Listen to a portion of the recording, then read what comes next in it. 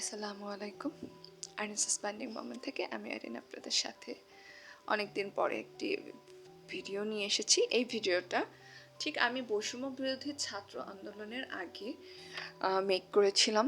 প্লেসটা কিন্তু অসম্ভব সুন্দর। আমার কাছে এরকম ধরনের প্লেস সবসময় অনেক বেশি ভালো লাগে।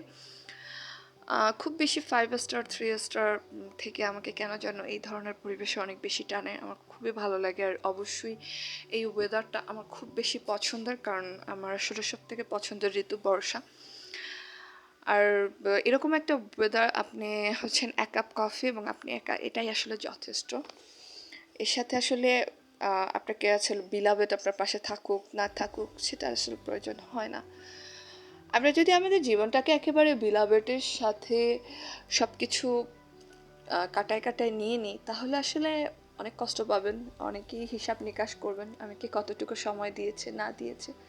কিন্তু আমরা যদি অনেকটা নিজেকে সেলফ লাভ বা আত্মকেন্দ্রিক লাভ, নিজেকে নিজের ভালোবাসার ভিতরে রাখি, নিজেকে নিজে সম্মান করি, নিজেকে নিজে সময় দিই, তাহলে কিন্তু এতটা আসলে আমাদের সম্পর্কের ভিতরে জটিলতা হবে না। কারণ আমাদের সম্পর্কের ভিতর জটিলতাটা তখনই আসে যখনই আমরা হিসাব করতে যাই সে আমাকে কতটুকু সময় দিল, কতটুকু ভালোবাসলো। এটার উপরে নির্ভর করে এত সম্পর্কগুলো ভেঙে যাচ্ছে। অনেকটা নিজেকে ভালোবাসাটা আসলে বেশি প্রয়োজন, তারপরে আপনি অন্যকে ভালোবাসতে যাবেন। অবশ্যই আপনি আপনার বিলাভেডকে ভালোবাসবেন, কিন্তু ভালোবাসার মাত্রাটা যেন এমন না হয় যে আপনি তফাজ্জল ভাইয়ার মতো শেষ পর্যন্ত মানসিক স্থিতিতে হারিয়ে যেতে হয় বা বিষণ্ণতায় আপনি ডুবে যান। তাই সবার আগে প্রথমে নিজেকে ভালোবাসুন।